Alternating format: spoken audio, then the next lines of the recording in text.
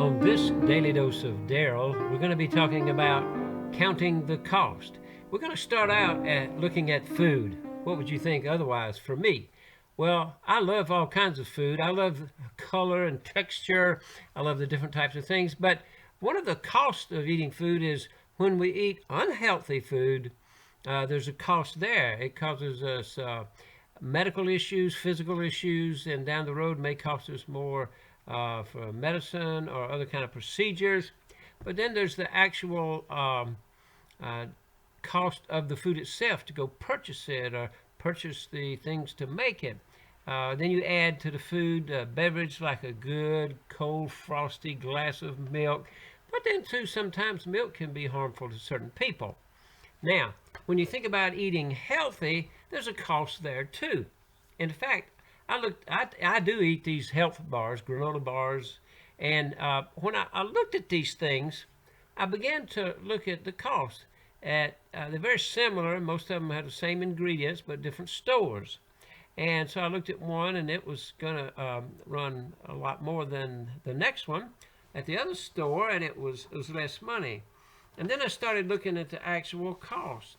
On the first one that I got, it was going to be for a year's supply, $330. Doesn't sound bad.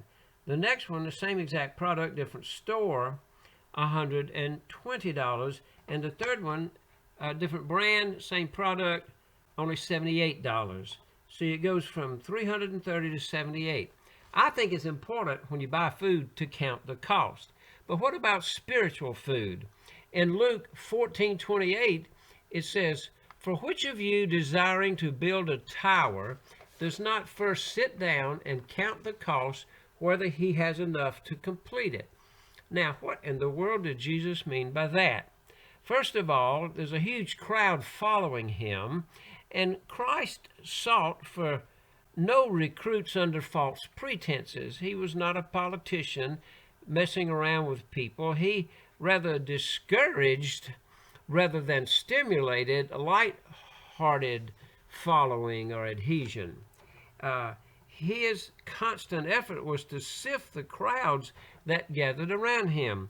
I'm reminded of my Aunt Mitty, who lived across the street, and she would help me learn about cooking. And she allowed me to sift the flour, and it would sift out the parts that couldn't be used, that wouldn't be able to go through the fine mesh of the sifter.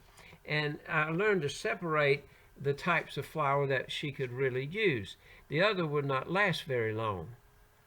And then Jesus turned and faced this crowd, and he really put cold water on that flame that some of them have that's too easily kindled, like in the scout group where you put the kindling down and it poofs up, but if there's nothing solid there, it won't last.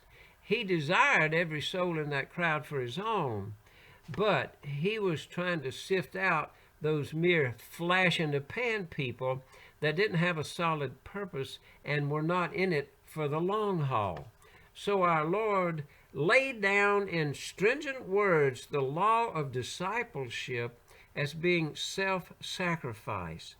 Now, he died on the cross for us, and our salvation cost him, but it came free to us. But our discipleship, being a learner of Christ and following him, is very costly. And he wanted us to make sure that we were in it for the long haul and not a flash in the pan. There are many people that get excited for a while, but when they realize it's day after day, week after week, month after month, year after year, they just fade away. They don't have the staying power for the long haul. Today, let's examine our lives in all of our areas, not just in the food we buy and consume, not just in our spiritual food, but let's make sure that all of our commitments in life are for the long haul and we're not a flash in the pan. This daily dose of Daryl, count the cost.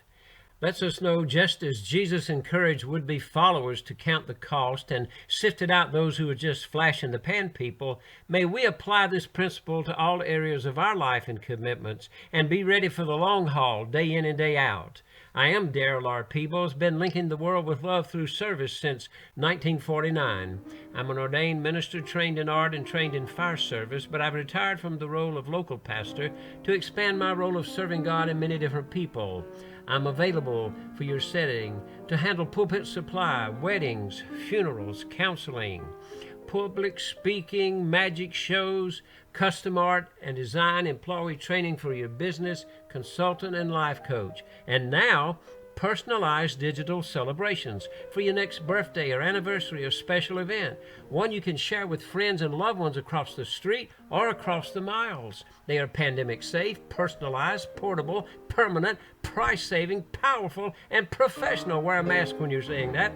336-516-3793 or emails to darrellpeebles@gmail.com. More information on the website, darrellpeebles.com. Letters to Box 953 in Graham, North Carolina, 27253.